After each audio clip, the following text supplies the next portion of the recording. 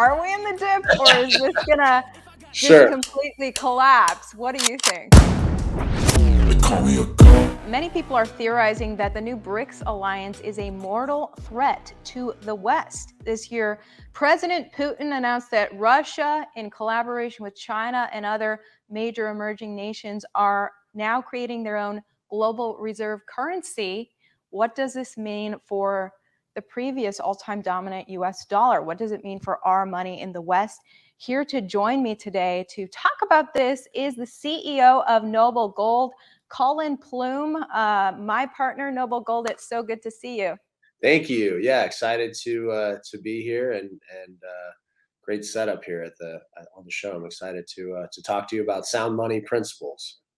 Absolutely. So a lot of people are worried about their money right now. I mean, most of us have seen the value of our money decrease. When we're looking at Russia collaborate with China and Brazil and India to create a new currency in South Africa, that's the acronym for BRICS. What does this really mean for the average person? Because a lot of money talk, we get lost in it and say, what does it actually mean for my pocketbook? Yeah, so I mean, this isn't new. They've wanted to go away from the dollar for a long time. Um, the dollar became the world's reserve currency in 1944. Great Britain, the pound was the reserve currency before that. So it's been happening behind the scenes. They've wanted to do it. But when the US was reporting 2% inflation and all the strength, it made it much more difficult because, the rest of the world said, well, why would we go away from the dollar if it's, if they have low inflation, if things are going well. But now this year, we've seen heavy inflation, 8%, 7%. They've raised interest rates, in my opinion, a little bit too aggressively, really hurting, business owners and corporations. And so we're in a position now where, Russia has these sanctions against them. So they're looking for trading partners that will do business with them. And so they came out in the last 60 days, they came out with bonds for two of their most stable companies, which would be their mining company and one of their oil companies. And they offered that bond in the yuan. And so that was unique because most of the time you see a large, $5 billion plus transaction, it typically would happen in the US dollar. But obviously Russia can't because of what's going on. So they released this bond in the yuan and it sold out, within a few days. So obviously there was plenty of demand for this. And how that affects us is it affects the more that we are not used in central banks as the currency for trading for large transactions. It hurts the value of our dollar.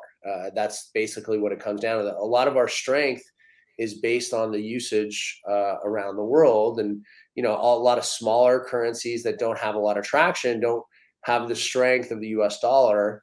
And we're seeing many central banks all over the world changing their alliance from the U.S. dollar and using different currencies. So it does affect our bottom line. It does present a situation that is could hurt us in the long term, could hurt our strength, our financial strength.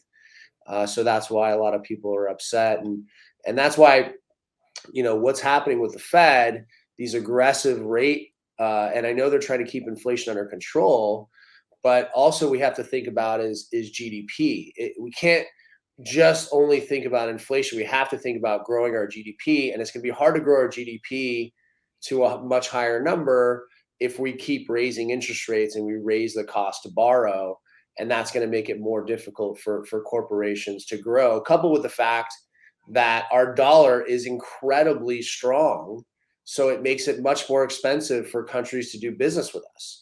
I mean, it's great if you're retired and you want to travel to Europe.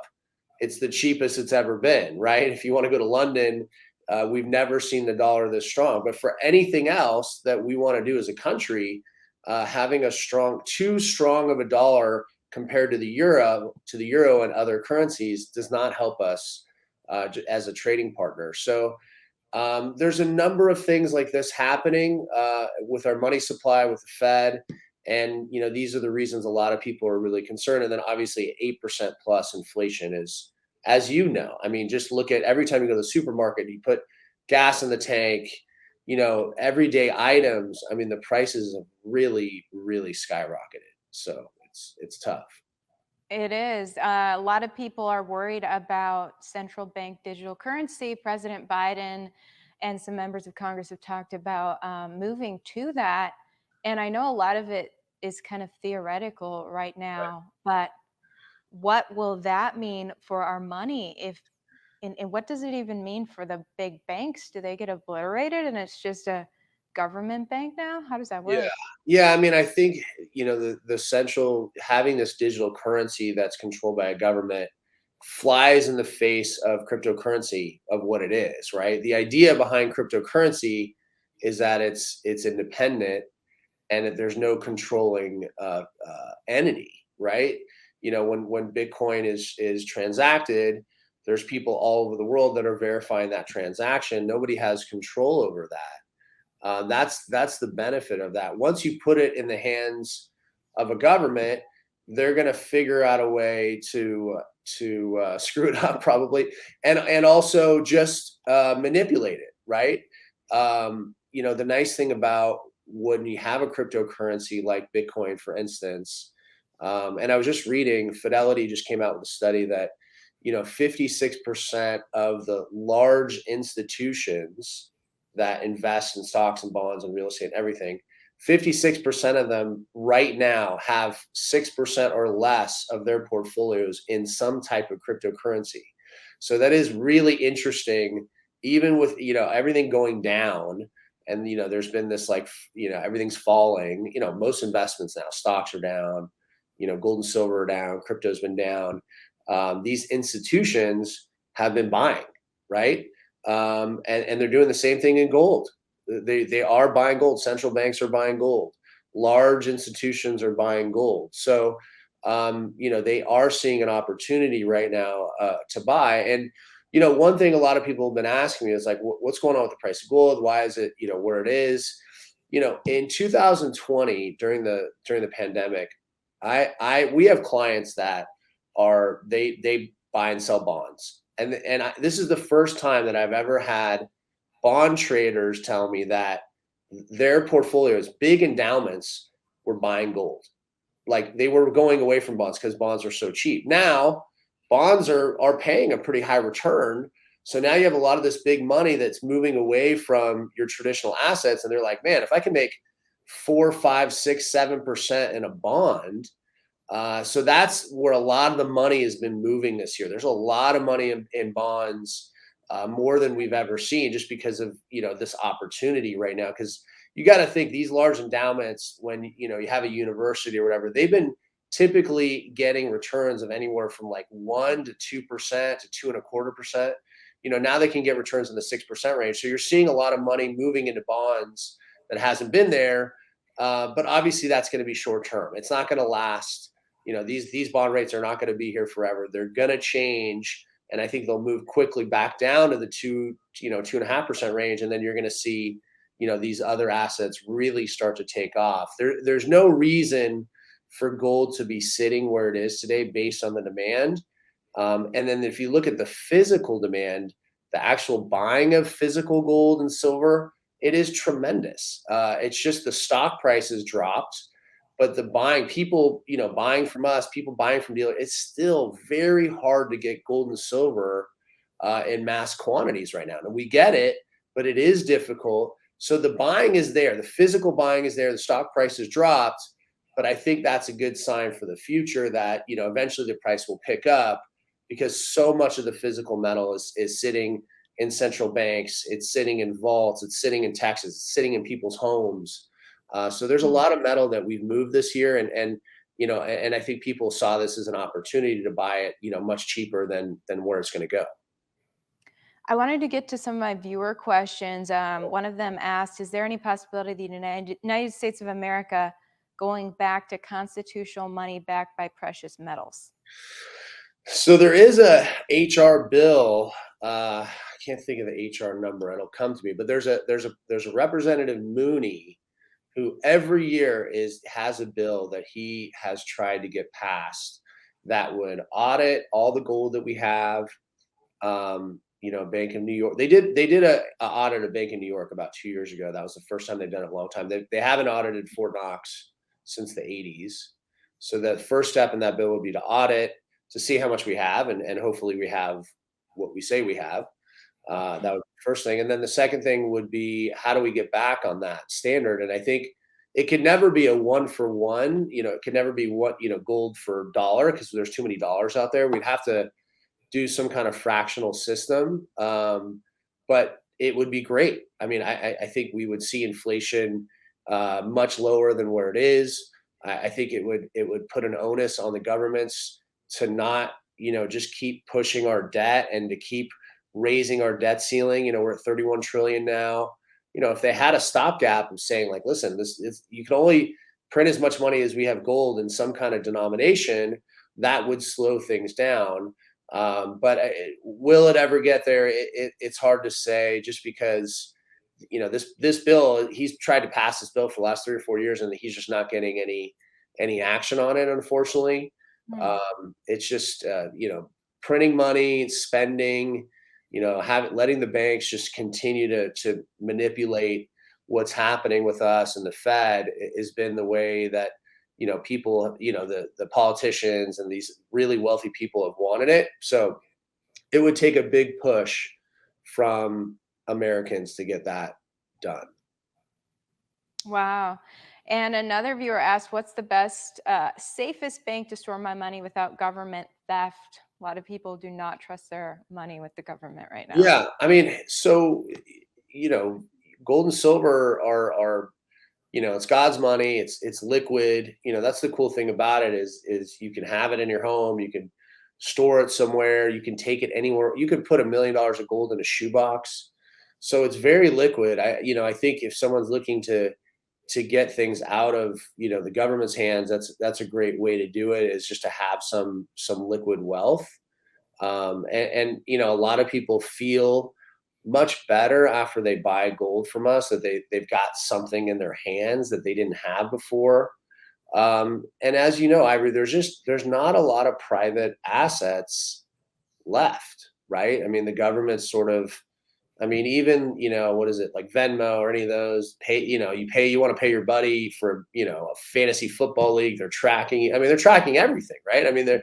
They're in on every transaction. But gold and silver is something that you can hold and is private, and I think it gives people a lot of comfort. Now, it's different. It's different than having money in the banks, and it's different than a 401k that's in the stock market. It's different than an annuity. It takes a little bit to kind of wrap your brain around it, because they don't teach it in school. Everybody, most of the news channels just push stocks and mutual funds. They really kind of push that discussion. So an alternative asset, it does take a little bit more thinking, a little bit more like, takes an extra step to kind of go through the process. But I think once people get into it and they realize that it is a good hedge, and it makes sense, then, it definitely works. It definitely works for them. So how does it work with Noble Gold? Because you guys, I understand you do physical gold and silver, but also gold and silver IRAs. And a Well, lot of people, everything is everything is physical. So whether they do it in the IRA or they do a delivery everything is physical. It's the same. Just in the IRA, the IRS requires that until you retire, you have to have it in a depository. But we send the same product. If you hey, you called me up and say, hey, I want to buy $10,000 of gold and silver. That same $10,000 that you decided, whatever you wanted to buy, that we ship to you, we would ship that to the depository too. So it's the same. We don't own it. You're just buying it from us, and it's just stored in an IRA, because that's what any asset in an IRA has to be held at a third party. Like your stocks are held at a third party. Any of those things have to be held with a third party. But once you retire, So if you turn 59 and a half and you want to start taking that gold and silver as your distribution, you can do that. And then, obviously if things fell apart in the world and you wanted to take it out sooner, you could do that too. There's obviously some penalties and things that you'd have to pay to take it out before 59 and a half. Or if you But have a, you would get a physical pile of gold yeah, at that point. absolutely. Yeah. Whatever you purchase from us today in 20 years or 10 years or five, whatever you bought, that same exact metal, because we only do there's different ways to store for an IRA or just for metals in general. Some of the big places just do like a commingled thing. We don't do that. We only do segregated metal. So whatever you buy from us today goes in the vault. It's segregated from everybody else's, and then at retirement, if you want to take it, you can take the metal, or if you want us to buy it back, we can buy it back from you. So yeah, and it's people love stacking and getting into that and just acquiring more and more over time.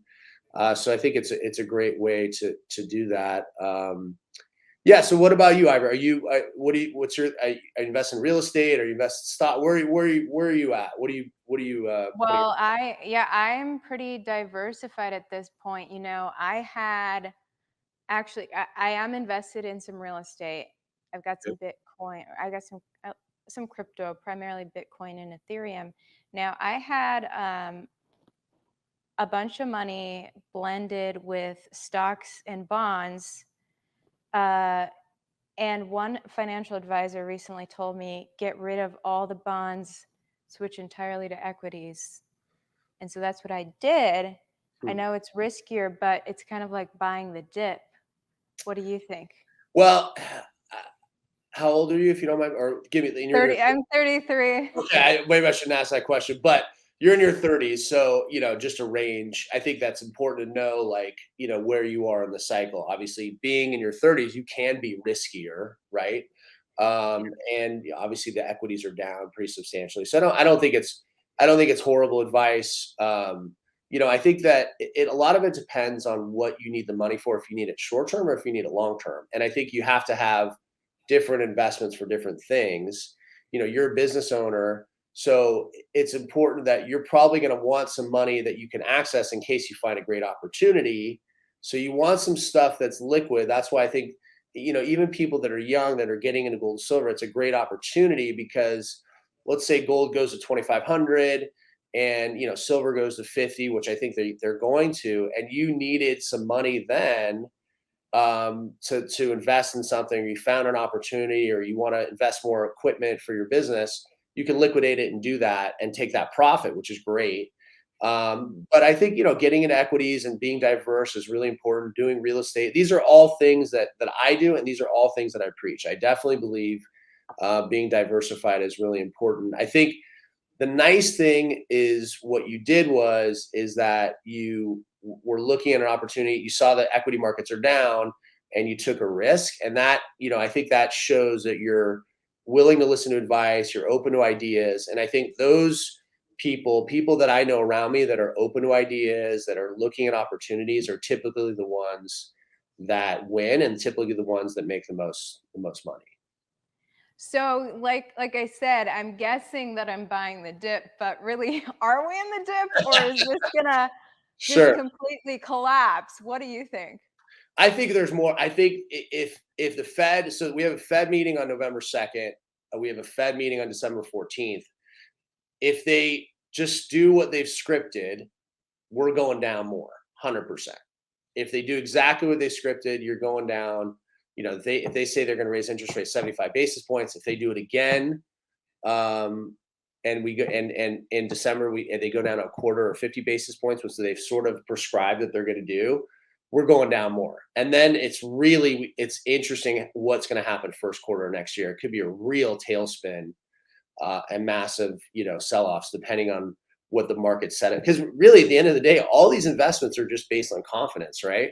If the confidence isn't there in the stock market, people sell. I mean, that's what's happening right now. It's not based on an interesting one, Google, right? Google had a big drop this week, but their earnings are up. So what's the correlation? It's confidence. It has everything to do with confidence. And so a lot of it doesn't always have to do with the numbers. Yeah, I mean, you see time they have good earnings come up and a stock will go up, but a lot of times it more has to do with market sentiment and confidence right now. So I think that we definitely could see a still more of a pullback, for the next 2 to 3 quarters. And then my belief is they're going to turn the gas on second or third quarter next year. They go the opposite way. They do QE. They start pumping money again, and then I think everything just takes off. And then I think that's when gold, if they do 2 or 3 rounds of quantitative easing like they did in 2008 to 2011, gold went up over 20% per year. Silver went up more than that. I think silver breaks 50 finally, like really breaks 50 and holds and creates a new floor probably in 40. And I think gold finally just gets, I mean, it already broke 2000, but it gets to 2500. And then I think 2000 is the new floor for gold and silver. And that, that's just my personal belief. But I think they're going to put the gas on next year. I probably shouldn't use gas. It's so expensive right now. I should use another analogy, but electric energy or whatever they're going to do. But I think in next year, quarter two, quarter three, they're pushing this thing again. So now's the time to buy gold and silver. I think Well, it's very affordable. Yeah, I think it's very affordable. And I also think what's going to happen in quarter two, quarter three next year, it's going to be very hard to get metals. Premiums are going to skyrocket on, even right now, the premiums, just give you an idea, like silver eagles, right? The most popular coin, we used to sell, not we, but like the country, I wish I sold this one. We used to sell as a country 30, 35 million of these 1 ounce coins. This year, they're like trending around 12 million because the premiums have skyrocketed. The US government has done a horrible job of getting silver. They did not plan well, and they basically destroyed themselves. It was such a good revenue stream for us as a country, but because their premiums are so high, I mean, we're talking about silver eagles costing $7, $8 above the spot price. You can get bars, you can get all kinds of stuff for more than half lower than that price. So I think what'll happen is the demand, it will skyrocket next year, and it's going to be a race to see who can get as much metal. I mean, luckily we've had resources all over the world. Even during the pandemic, we were still able to get metals and lock in pricing. But I think I think next year it could get nuclear in terms of how much the demand is going to go up in precious metals. very interesting. Okay, so for people interested in investing in precious metals right now, how can they do that? Yeah, they can. If you don't want to talk to anybody, you just want to get the information, go to noblegoldinvestments.com, download our free guides, tons of free information. We'll send you out email alerts at least once a week. If you want to talk to somebody, you can call 877-646-5347. My team is really here to help. We give out a lot of good information. We are busy. I think we really pride ourselves on customer service and being patient and answering questions. We'll help you with all the paperwork if that's something you need. So we're really in the customer service business, even though we are, helping people with precious metals, and we really focus on the client. I don't know if you've gotten people that have told you about our service, but that is something we focus on every day. And so if they just want to learn and they're not ready, it's fine. Call us. We'll send you the free information. Or if you don't want to talk to anybody, which I totally understand too, just go to the website at noblegoldinvestments.com. Awesome. Well, it has been such a pleasure partnering with you guys over the past year. Us Thank too. you so much, Colin Plume, for joining me. Thank you, Ivory. Appreciate it.